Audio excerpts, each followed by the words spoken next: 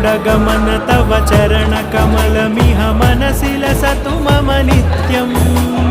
गरुडगमन तव चरणकमलमिह मनसि लसतु मम नित्यम्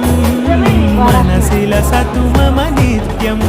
मम तापमपाकुरु देव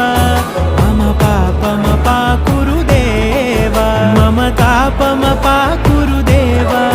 मम पापमपाकुरु देव